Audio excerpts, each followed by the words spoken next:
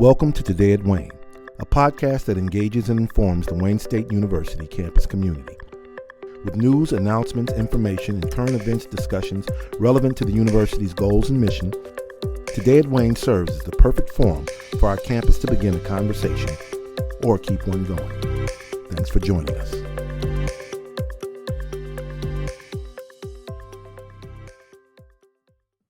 Welcome to the Today at Wayne podcast. I'm your host, Daryl Dawsey. Over the past few years, thanks to issues such as data breaches, the spread of misinformation, and its impact on the hearts and minds of young people, social media and the habits we've developed around it have become a major concern for many around the country. In Congress, there are calls to more heavily regulate platforms such as Facebook. In Silicon Valley, tech companies are taking it upon themselves to self-regulate on matters such as privacy.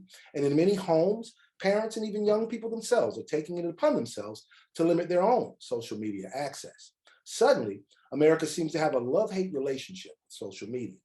At Wayne State, Associate Professor Elizabeth Stoycheff has spent considerable time researching Americans' ties to their social media, and she's developed some pretty interesting thoughts about what we get from social media, why it impacts us so, and what we can do to mitigate its negative influences. She's here with us today to talk about her work, and we want to say welcome.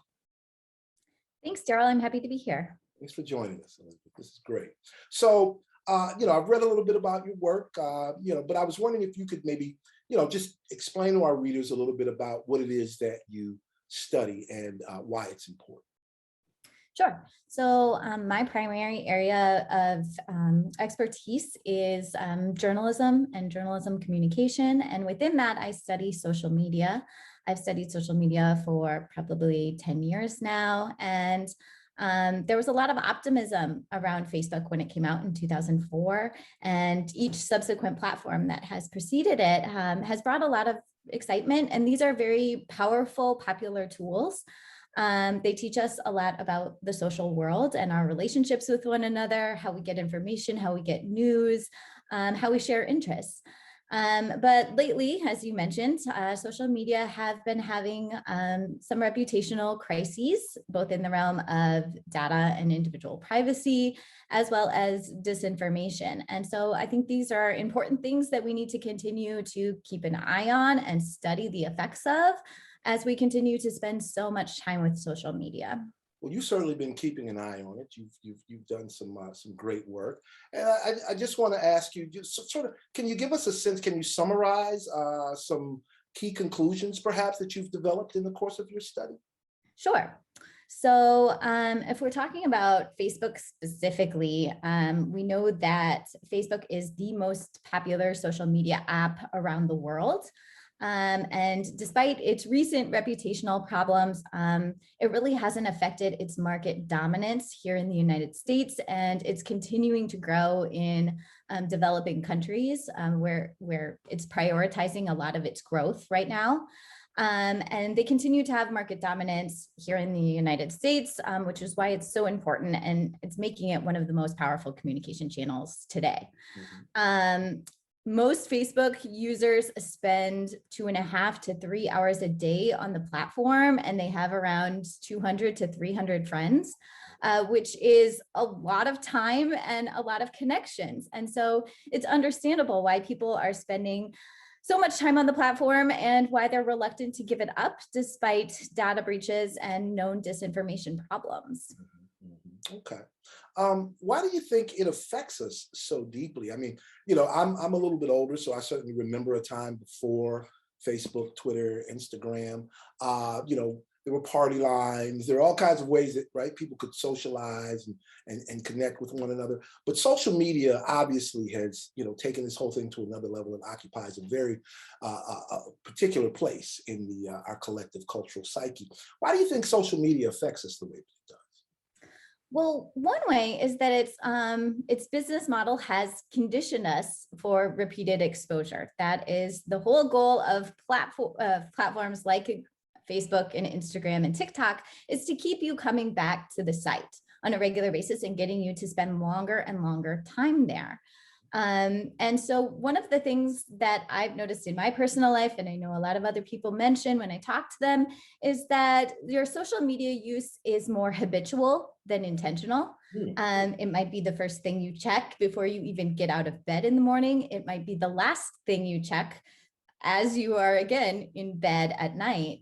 And these exposures aren't necessarily intentional. We don't go to social media looking to talk to a specific individual or looking for a particular piece of information, but we'd rather just go there because it's become part of our daily routine and it's become habitual. And what we know about habitual patterns like this is that it happens using unconscious processing and information gathering. And we're more susceptible to the negative effects of media when we're not being intentional about our use. Can you give us some sense of why that is? We just sort of subconsciously drop our guard. Why are we more vulnerable? Exactly. That's exactly what's happening, is that our guard is not up. We're not looking for specific pieces of information. So if we are just browsing our TikTok feed or our Facebook feeds, and we come across news about COVID in our local community, for instance, we're not looking for COVID information. And so we kind of just, we might even just scroll past it, but those headlines stick with us. And one of the other things that we know about these kind of routinized media exposures is that there is incredible power in the things that we just skim and move past. Those are retained in our memory, and often we don't retain the sources that they come from. And so we know we saw this piece of information about, oh, maybe a vaccine isn't effective. And then all of a sudden we have forgotten where that piece of information came from. We know we got it on Facebook, but did it come from a legitimate source like NPR or the Detroit Free Press, or did it come from some unknown website or from somebody's aunt sharing it as an unreliable source? Now, these phenomena that you're talking about, they've certainly impacted the way that we see social media. You've talked about the love-hate relationship that we have with social media. Certainly we know, we can see the love in terms of all the people who use the platforms. How do you think the hate is expressed in terms of our relationships with social media? The hate is expressed. I think the hate comes from, well, it's just a reputational problem. People report that they don't trust platforms like Instagram and Facebook and Google and Amazon. So it extends to other tech companies as well, that they don't trust these companies with their data, but they continue to use them, which is something that we call a privacy paradox, which is that people have concerns, very legitimate concerns that stem from data breaches and very real concerns about misinformation on the platforms, but they don't discontinue their use. And what we know are the reasons for why there's this disconnect. Why do I have these concerns but not change my behavior? And one reason is efficacy, because there's not much that I feel I can do. And this is something that we've seen in the past few years, that internet consumers, Facebook users are seeing companies that take data for them as just part of engaging in the digital sphere. It's the cost to participate in digital spaces now. And that, practice, right. Exactly. And that's something that we didn't see prior to about 2018 and the Cambridge Analytica scandal that plagued Facebook. That was something that was an attitude that we didn't really see expressed very much. But researchers in Tel Aviv and the UK are finding it more and more that individuals just feel like this is a necessary cost of using social media. The other reason why people don't quit these social media platforms, even though we know all of the problems with them, is because there's really nowhere else to go, especially right now, when we're kind of, again, back in quarantines and lockdowns. Digital spaces are a really great way for us to connect, and they are a way for us to connect with a lot of people. When you look at other platforms that are available for people to gather on, there's been a lot of consolidation among platforms. So if you want to go to YouTube, well, Google owns YouTube. Right. Facebook owns Instagram. Facebook also owns WhatsApp. So if you're trying to get out of the sphere of these large tech companies, it's really hard to do so. And so, yes, there are fringe platforms and websites that you can use that better protect user privacy and give you access to more accurate information. But chances are that your closest 200 friends or social connections aren't going to be using them. So it's kind of a problem of the masses that we all can't collectively get together and join a platform that would be better for our privacy and informational needs. I got you. Now, speaking of platforms, I know Facebook is the most popular social media platform in the world. You've got your Twitters, you've got your Instagrams. Do different platforms impact people differently? And if so, why and how? So in the past, this has been studied. We call this the study of affordances. So what the platform allows you to do. So previously, Facebook really only allowed personal updates. And Twitter was a place for sharing news. But now we see these same affordances that are encouraged and permitted across platforms, because we see that people want to do all of these things in one place. So Instagram started out as just a photo and video sharing site, but now Instagram has stories and reels, and it's kind of adopting some of the TikTok features. It also allows you to do standalone posts. And so all of these things kind of are conflating all of the affordances of social media. We still see some differential between how people like to use each platform. So the population on Twitter is very different than the population on Reddit, which is very different than the population on TikTok. So it's really hard to tease apart the differences between who's actually on these platforms and then what they're using the platforms for. Okay. Well, my younger daughter always tells me I'm an old man because I have a Facebook page, but I'm not very active on Instagram. So yeah, most of my students here don't use Facebook anymore, but they are heavily involved with Instagram. And so it's important for them and all young people to understand that they are owned by the same parent company, and they are engaging in a lot of the same issues surrounding your data, your privacy, about regulation on disinformation that happens on the platforms. So even if you don't use Facebook, it's something certainly to still be aware of. Now, Elizabeth, let me just ask you this. What kind of advice would you give to anybody who's seeking to transform his or her relationship with social media into a more positive one? Well, the first thing I will recommend is to actually take my media literacy class here at Wayne State. I teach an introductory, it's a gen ed course about media literacy and taking better control of your media life. And what I find in that class is most of the students in there feel like they have these habitual, out of control experiences with media. They spend a lot of time wasted on media. And so when we think about media, we want it to suit our goals and our needs rather than the goals and the needs of the platforms themselves, right? Facebook and Google and TikTok all have their own goals about how they would like us to spend our time. And so certain things like developing healthy routines and healthy behaviors, like not allowing yourself to check your phone and social media before you get out of bed in the morning, or keeping your phone somewhere in a different room than where you sleep at night, are just easy things that people can adapt that really will change your social media use on a regular basis. When we're talking about actually on the platform, and the type of content that people are looking at and judging whether this is true content or fake content.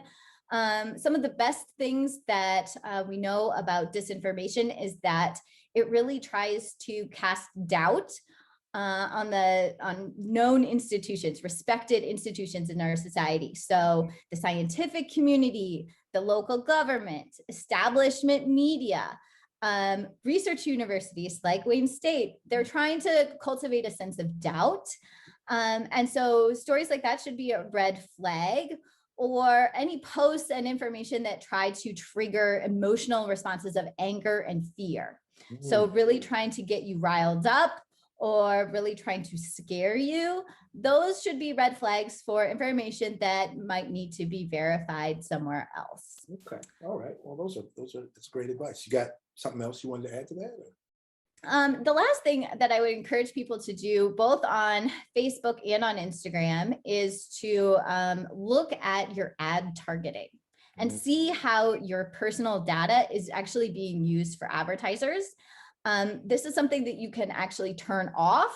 You can change your interests, so they're directing you towards both different types of ad content and different types of posts that you're seeing on the platform. So keeping that aware, you can find that under the ads settings on both Instagram and Facebook. And it's really revealing how much these companies know about you and your personal tastes, and how much they can guide your thinking on a number of issues, even what we would think of as trivial issues like shopping. They have an incredible amount of information on us, and it's important that we start to take back some of that information and at least understand what companies know about ourselves. Now, politically, we've got an election coming up, and sort of now is about the time of the year when a lot of our politicians rattle their sabers and shake their fists at big tech and warn of the need for regulation. Let me ask you this: do you think that Congress or some political entity in the country needs to regulate these social media platforms, and if so, why? If not, why not? So Facebook, for a long time, so Facebook is the main one that has really been the forefront of resisting regulation, and it's in their financial interest to do so. It is an incredibly expensive and I think a very difficult feat to regulate a platform like Facebook that is largely user generated, because individual users, you and I, don't want to see our content censored or regulated. We want to be able to post the types of content that we want to post. Now, from a Facebook perspective, they don't want to regulate that and lose our business, and they want to keep us on the site. So it's really hard a question in terms of regulation. I do think that there needs to be more, but it's a very difficult one. And I can understand why social media companies are reluctant to do it, because it's in their financial best interest not to.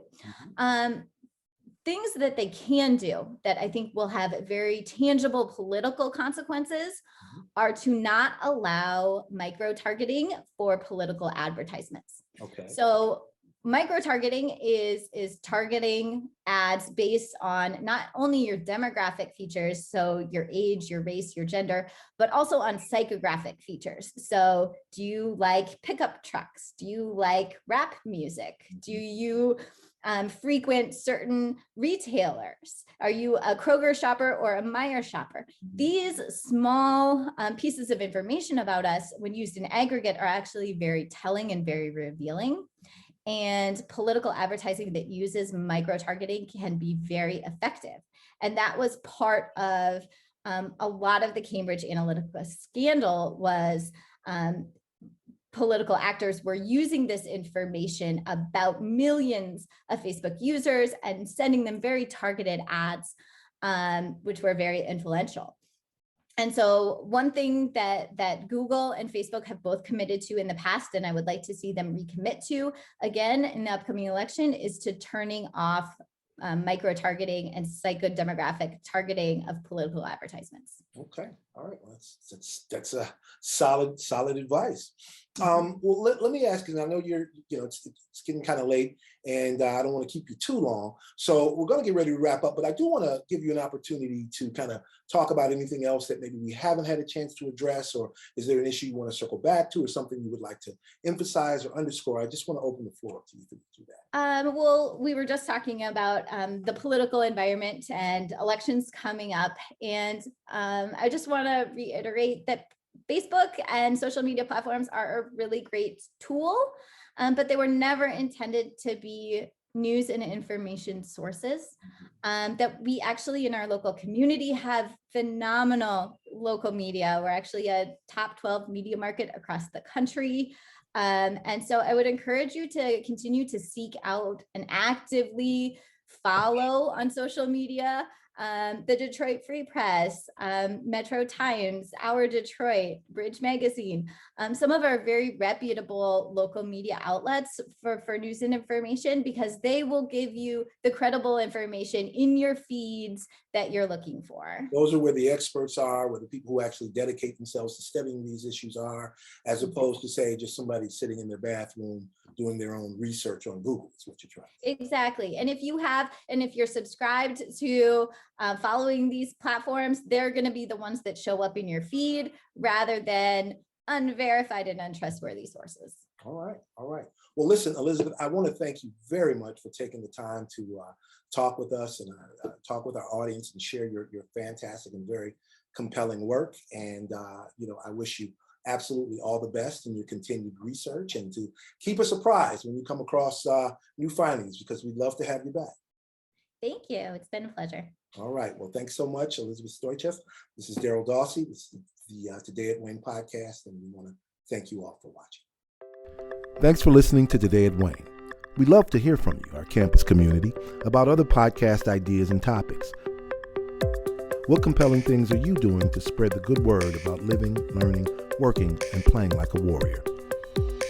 Let us know by visiting todayatwayne.edu.